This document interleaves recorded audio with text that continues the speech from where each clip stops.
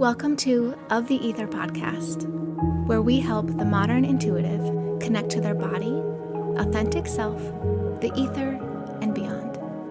I'm your host, Alyssa McDowell, Holy Fire Karuna Reiki Master and Teacher. Let's go. Hello, everyone. Welcome back. How is everyone doing? The energy lately, to say the least, has been a little strange. I've been feeling it. My friends have been feeling it. So I'm guessing that you've been feeling it too. But before we get into that, I'm going to drop in a few housekeeping items. So if you haven't heard, our white pages, which is our registry for all the professionals within the spiritual, personal development, and healing space, enrollment is open through the entire month of December. So if you want to enroll your business so you can find the perfect clients and the perfect clients can find you, make sure you enroll before enrollment closes. And next, if you are ready to up-level your own personal healing journey, my next Reiki training and certification classes are scheduled. So if you want to do level 1, that is scheduled for Friday, January 20th. This is perfect for you if you're looking to learn how to do Reiki on yourself. You will be able to speed up your healing journey. You'll grow and connect to your intuition. You'll develop your psychic abilities. And of course, you'll learn the history of Reiki and energy protection basics. And then level 2 is scheduled for February 17th. You do need to do level 1 before you can do level 2.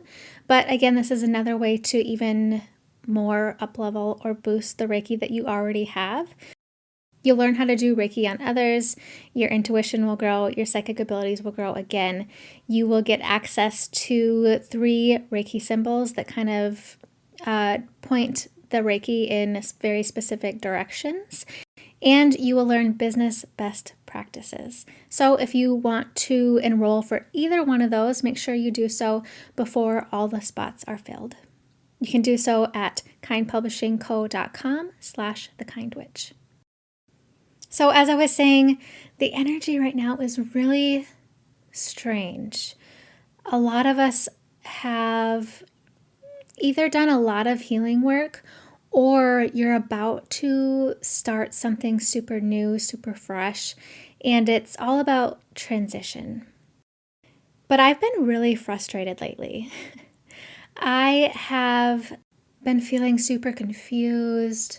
I've been getting a little bit like analysis paralysis. Like I feel like I am almost like spinning in this never-ending circle, or I keep like doing this cycle. Like I have been working on my healing myself so I can manifest this very specific thing in my life that I've been working on for years. And like I have put in so much work. I have learned so many lessons, and whenever like I tune in to my guides for guidance or work with another practitioner, it's always like, it's coming. Like you're doing everything right. It's coming. It's coming. It's coming. Like it's so close. Like, but then nothing happens. And suddenly it's like, well, what the fuck? Like I have put in so much work. I have worked on myself so much, and I've worked and I've worked, and I have rerouted, and I have done shadow work. Like I have done all the things, and I keep getting told to wait. And I was reflecting on it, and I was like, what the fuck am I supposed to do? Like I have been waiting. Like how long am I supposed to be waiting? Because I have done the work. Like, what is the lesson to learn now? Like, what else could there be to do in order for the thing to come in? And like, I have been patient. Like, I've been in that spot where it's like, are you patient? Or like, have you really done all the work? Because otherwise, why would you be feeling this way? And no, like, I have done the work, and I have friends as well who have done the work. And at this point, it's not that we're not doing the right things. It's not that I haven't healed enough. It's not that I haven't learned the lesson. And I'm like, what the fuck is it? And why isn't it here yet? Why isn't the thing I'm manifesting here yet? Because at this point, after, like I said, literal years of doing the work, of waiting, of rerouting, of transforming, of learning, where is it? At this point, it feels like empty promises. And I was thinking about that this morning, and that felt really harsh. It felt like something really harsh, not only to admit to myself, but to admit to my guides. But it feels like empty promises. I was like, what? Why? And so I was out this morning around town, and I was thinking about what I should record next for this podcast. And I was like, maybe I should just talk about this. Like, I don't know what's going to happen. I don't know really what to say, but I think it's important to be honest and be truthful about what happens in a very transformation, healing focused lifestyle. It's important to be honest about the ups and the downs. It's important to be honest about what it means to wait and like what to do with that. Right now, I don't know what to do. I think I'm going to channel something towards the end of this. We'll see what comes through. But like, I don't know what to do. And I recognize that when you're in this holding period of what the fuck is going on, it is incredibly isolating. And it's incredibly hard to find people who relate to you because even though you've done all the work, you've been working on it for so long, it's really easy for people, because I've done it myself to other people, oh, just wait. Oh, are you sure you're being patient enough? Like, if the instruction is to just wait, then just wait. It's really easy to have those deeper emotions that are uncomfortable to kind of be like brushed aside, right? And I say that with kind of a heavy heart because I have done that in the past to other people, not fully recognizing what it meant to be in that void, in that huge waiting period after you've worked so hard. And so I was out this morning thinking about this and what I should say and what to talk about. And I got to download just the words dark night of the soul. And now I've heard about the dark night of the soul, but I haven't done extensive research on it. I haven't fixated on it. It's not an expertise of mine. But I got home and looked it up, and yeah, that is what we are in, folks. So, what is a dark night of the soul? Some people refer to this as an ego death. I don't particularly like that term because, like, as humans, like, our ego is a part of us. Like, if you didn't have an ego, you wouldn't be human, you wouldn't be having this experience. Like, that is, you can't get rid of it. That's just the truth. What we do have is a healed ego or an unhealed ego. But most people will refer to it as an ego death. And this is when you are in a space of like high healing and like awakening. But it's that holding period where it feels really fucking uncomfortable. Now, why does it feel uncomfortable? It's because the old you is quote unquote dying, being sloughed off your energy so you can up-level your energy in order to become the new version of yourself. So it's a period of really deep healing, but healing isn't comfortable, right? It's really fucking uncomfortable. And in order to heal all those parts of ourselves, in order to heal the parts, the shadows of ourselves that kind of directed our life where we were before, in order to heal those, we have to feel all those uncomfortable emotions that were maybe associated with those. Like all the emotions and energy that was associated with who you were before, it's like they all come to the surface at the same time, and your body is just like, holy fucking shit. Why am I feeling crazy? Why am I feeling confused? Why am I feeling anxious? Like, what is going on? And this is really important to know energy wise. Like, even when I give Reiki healings to people, like, I warn people, like, when we do Reiki, like, we're moving a lot of energy. It brings a lot of things up to the surface. And so for the next 24 hours to a week, you might feel some emotions that you can't really tie back to anything with, or you might feel emotions that were long standing within your body, and like, just let yourself feel them. Just let yourself feel them, because in order to release them, you have to feel them. And so this is really similar, because you've done all this work. You're ready for the next stage of your life. We just have to like clear out all that old baggage, all that old energy, all those old emotions. And when you're doing it in this condensed space, sometimes it doesn't feel condensed. It could be weeks. It could even be months.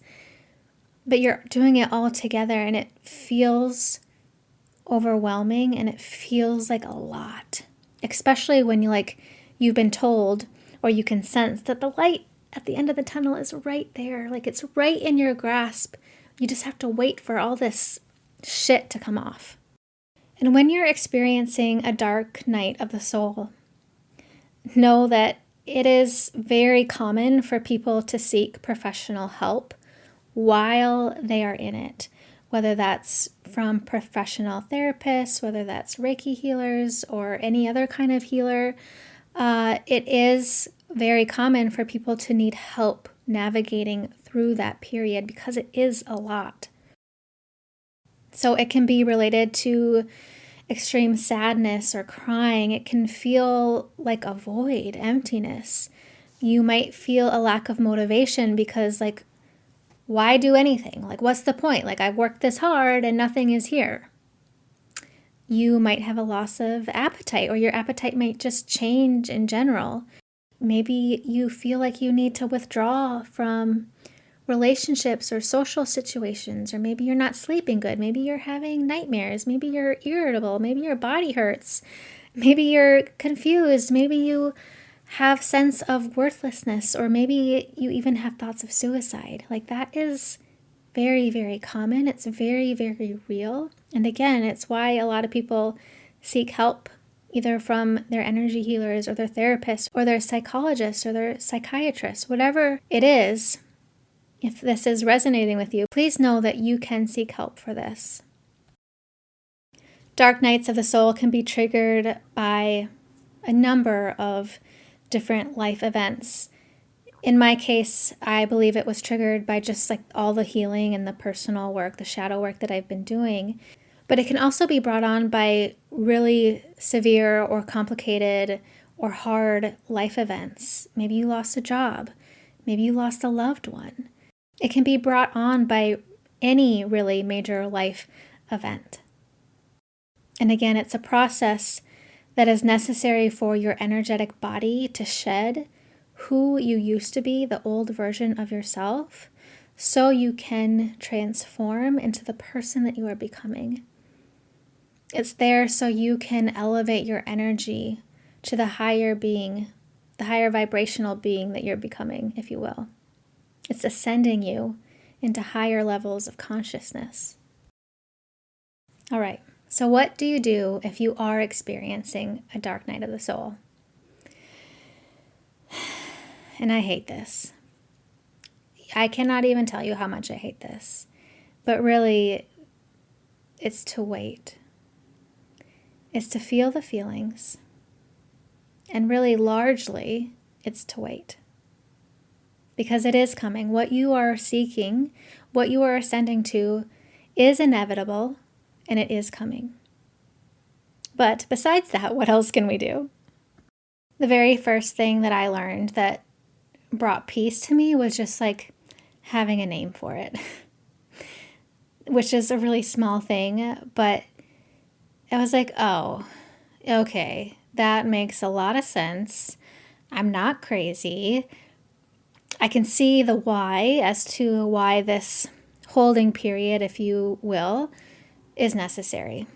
Does it suck? Yeah. Does it make it any better? No, but Psychologically, knowing that that's what this is really did help me a lot. It helps you kind of gain more trust of the process, trust of yourself, trust of the divine, trust of your spirit guides, which of course just allows you to approach yourself with so much more compassion and self-awareness and kindness. And while you are here, you can find people who have experienced something really similar. You can find a connection with someone regarding that, or just talking with someone about it. I know it really helps a lot, just kind of like getting it off your chest. And of course, when you speak about things, that alone helps you process what's going on. That helps you release the energy that is stuck inside your body. Another good way to get things out of your body is just by moving physically, whether that's walking or doing intuitive dancing or running or whatever physical activity you enjoy doing is a really great way to release energy at a much more faster rate. Meditation and prayer can be really helpful. Affirmations can be really helpful as a way to keep reminding yourself that this is just a period, that what you want, what you are manifesting is coming, that ascension of higher consciousness is coming. Those great things are coming. You can't lose sight of that. And of course, self-care is going to be extremely important. So eating the right foods, I always advocate for whole foods, trying to stay away from excess processed sugars or processed foods, making sure you're eating food that is straight from the ground, that is as natural as possible. And also getting adequate sleep amounts. If you're experiencing all these really heavy emotions, you're probably fucking tired anyway, which means maybe going to bed earlier. Maybe it means taking a nap in the afternoon. Like I said, you're probably not going out as much as you used to, so taking that time to maybe just lay in bed just because you want to or you need to. Self-care is giving yourself the care and compassion that you need to in whatever way you fucking need to. Whatever way. It doesn't matter. As long as it brings you comfort and joy and relief. All right, now we have some guides here who have a few words to say. So I am going to put my energy aside and invite them in, and we will see what they have to say about the dark night of the soul. Hello. We speak to you today with great honor because you are truly doing profound and transformative work that cannot be done on any other plane. And we sympathize with where you are right now because we can feel your emotions, we can feel your vibration, and we can feel the stuckness, the muckiness, the stickiness, and the can't catch a breathness in your energy. And we want you to know that where you are is okay. There is nothing wrong with where you are right now. And it is okay to feel uncomfortable with where you are right now. The whole point is to feel uncomfortable so you don't have to feel like that again. Of course it's uncomfortable because you are currently wearing the old skin. You have grown 2 sizes bigger. Your heart has grown 2 sizes bigger, but you are still wearing the old shell. So of course it feels uncomfortable. And maybe it feels unsafe to shed the layer. In fact, if you were to shed it all at once, it might drive you a little mad. Which is why it happens over this period. It's why the zipper goes down, one rung at a time, 1 inch at a time. And with each little bit that zipper goes down, it feels uncomfortable. You're letting out, you're releasing everything that you once were.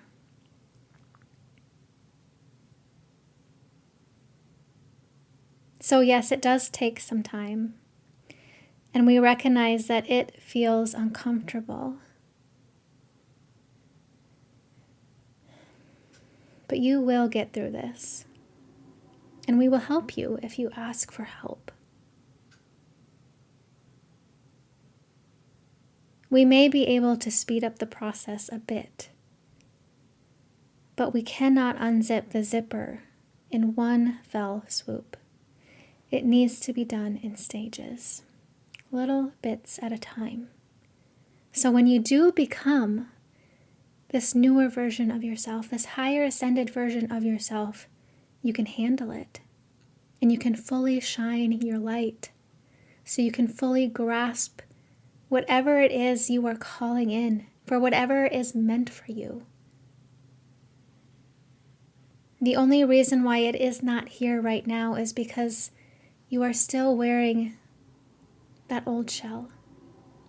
And the old shell cannot hold what is coming. So we must take the time. We must allow for the time it takes to slowly unzip the zipper of who we used to be and releasing it bit by bit before you can fully become who you are. But know that it is there, waiting for you. And we are so happy that it's there for you. And we can feel the bursting, bubbly, happy energy of who you will be in that moment when it is finally yours. And we are so excited for you. All there is to do now is wait. Just wait a little bit longer, knowing that what you want is already yours. You just don't have the right skin yet. It's like when you're a child and you go to the amusement park and they have the ruler that says you have to be this tall before you can ride on the roller coaster. And you're just 2 inches below the minimum height requirement. You're still in a skin that is too small. And so you have to wait until your skin expands in order to meet the requirement to go on that amazing ride. There is nothing for you to do but be. There is nothing for you to do but be. And I leave you. Damn, that had me a little teary at some points, I'm going to be honest. All there is to do is be. I hope this episode finds you well, or at least more well now at the conclusion of the episode than you were at the beginning. Until next time. If you yourself are going through a really hard time, please call 988 for the Suicide and Crisis Lifeline. Again, that number is 988.